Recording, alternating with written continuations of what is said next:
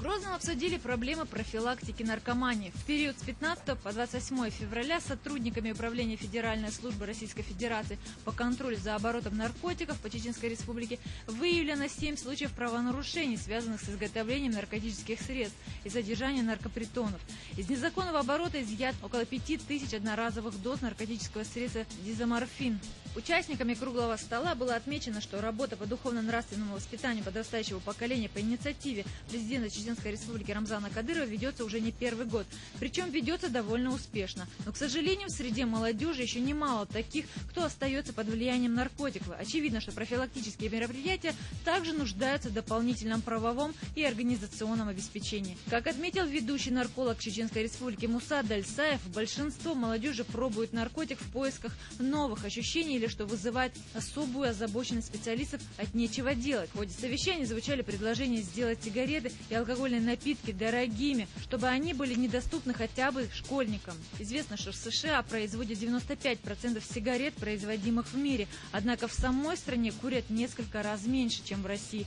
Так, в США пачка сигарет в пересчете на российские деньги стоит 200-300 рублей, а в России всего 20 или 30. Кроме того, в США предусмотрены штрафы от $1000 за курение в общественных местах.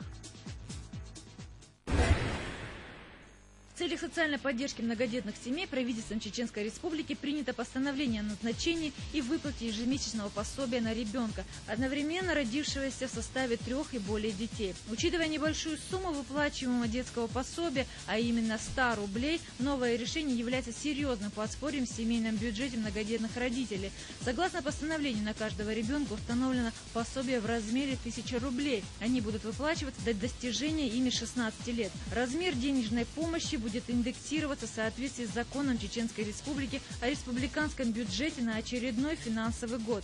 Правительство также приняло постановление о выплате ежемесячного денежного пособия гражданам пожилого возраста, достигшим 100 и более лет. Как сообщает официальный источник Министерства труда, занятости и социального развития, с 1 января текущего года им установлена помощь в размере 500 рублей. По данным республиканского Минтруда, в республике проживают 282 старца, которым по 100 и более лет. Совет директоров Роснефти, крупнейшей российской нефтяной компании, принял решение открыть филиал в Чеченской Республике в целях обеспечения строительства и эксплуатации нефтеперерабатывающего завода, сообщила в среду компания. Ранее сообщалось, что в 2011 году при участии Роснефти начнется строительство республики НПЗ мощностью в 1 миллион тонн. Ввод в эксплуатацию намечен на 2013 год. При заводе будет также налажено производство газа мощностью до 12 тысяч тонн в год. Президент Чеченской Республики Рамзан Кадыров ранее заявлял, что республика может увеличить добычу нефти до 2 миллионов тонн в год. В настоящее время добыча составляет 1,5 миллиона тонн. Более 1000 нефтяных скважин из существующих 1/3 тысячи простаивают. 9 марта герой России Магомед Даудов назначен на должность первого заместителя председателя правительства Чеченской Республики по силовому блоку. Об этом президент Чеченской Республики Рамзан Кадыров сообщил на совещании Кабинета министров в Грозном. Глава республики представил Магомеда Даудова членом правительства и главам муниципальных районов. Магомед Даудов является героем России, кавалером ордена Кадырова, дважды награжден орденом мужества. Он заслужил эти награды личным мужеством и отвагой, подчеркнул Рамзан Кадыров. После совещания президент Чеченской Республики провел рабочую встречу с Магомедом Даудовым. Рамзан Кадыров озвучил ряд задач, возлагаемых на первого вице-премьера. Даудов поблагодарил Рамзана Кадырова за оказанное ему высокое доверие. «Я приложу все усилия, чтобы оправдать ваше доверие. Всем известно ваше особое внимание к вопросам безопасности в республике, и мы сделаем все, чтобы максимально обеспечить безопасность наших граждан», сказал Магомед Даудов. Издательско-полиграфический комплекс «Грозинский рабочий» в текущем году выпустит в свет художественные произведения более 40 чеченских писателей. Издание книг финансирует правительство Чеченской Республики. Последние 15-20 лет произведения чеченских писателей издавались лишь на средства самих авторов. Поэтому часть средств, выделенных правительством Республики Союзу писателей, направлена на издание книг. Типография уже приступила к работе. Вся работа разбита поквартально. Первая книга выйдет в свет до конца марта. Культура Литература чеченцев – это новая работа известного чеченского писателя Хожи Ахмеда Берсанова. Среди выпускаемых книг работы известных писателей Умара Ярычева, Мусы Бексултанова, Лечи Абдулаева и других. Произведения написаны как на русском, так и на чеченском языке, но в основном преобладают работы на родном языке – 60-70%. Среди публикуемых авторов порядка 10 молодых писателей, чьи произведения будут изданы впервые. Отметим, что издательско-полиграфический комплекс «Грозненский рабочий» открылся в январе текущего года. Типография имеет самое современное компьютеризированное оборудование. Здесь установлена универсальная автоматическая переплетная линия. Международный женский день 8 марта по поручению президента Рамзана Кадырова в 7 крупных населенных пунктах Чеченской Республики женщинам раздавали цветы и небольшие презенты. В массовой акции под девизом «Подарим женщинам цветы» задействовано около 100 молодых людей.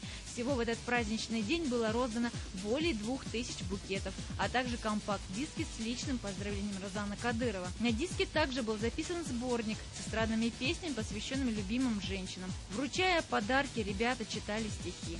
К вечеру в торгово-развлекательном комплексе Грозный-Сити состоялось главное праздничное мероприятие. Приглашенные были в национальных костюмах, женщины в национальных платьях, а мужчины в черкесках. В этот день по республике министерствами и ведомствами состоялись различные мероприятия, посвященные женщинам. В Грозном, как и в районных центрах, образовались стихийные цветочные рынки. Несмотря на то, что располагались они в местах, где в обычные дни запрещена любая торговля, в этот день милиционеры снисходительно отнеслись к таким нарушениям.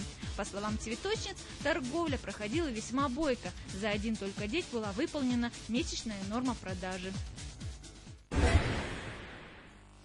9 марта президент Чеченской Республики Рамзан Кадыров провел совещание Кабинета министров. Рассматривался ход исполнения поручений председателя правительства Российской Федерации Владимира Путина, данных им на совещании, прошедшем в январе текущего года в Пятигорске. Основным докладчиком выступил министр финансов Чеченской Республики Эли Исаев. По его словам, на основании поручения президента Чеченской Республики всем руководителям министерств и ведомств было дано соответствующее указание представить в срок до 10 марта предложения по развитию Чеченской Республики для их включения в стратегию развития Северокавказского федерального округа. Рамзан Кадыров подчеркнул, что основными приоритетными направлениями в развитии республики являются промышленность, энергетика, а также сельское хозяйство. Президент Чеченской Республики напомнил, что премьер-министром Российской Федерации Владимиром Путиным обещаны гарантии правительства России для инвесторов. Рамзан Кадыров призвал Кабинет министров активнее включиться в работу.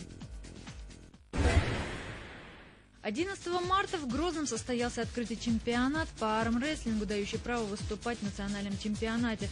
Всего в соревнованиях приняли участие более 60 человек. По результатам первенства золотую медаль и ленту абсолютного чемпиона завоевал Джамбулат Такаев. Он одержал победу не только в своей категории, но и абсолютных весовых категориях на обеих руках. Приз за волю к победе жюри присудила ветерану армспорта России Абдулвахи Курбанову. 22 человека, занявшие первые и вторые места в 11 весовых категориях, включены в команду Чеченской Республики, которая в начале апреля отправится на первенство России по армрестлингу в Москву. По словам одного из организаторов, к предстоящему чемпионату страны в республике сформировалась достаточно сильная команда, способная занять достойные места. Результаты прошедшего турнира дают основания полагать, что армспорт становится популярным в республике. Отметим, что спортсмены, завоевавшие призовые места на первенстве республики, получили медали и грамоты.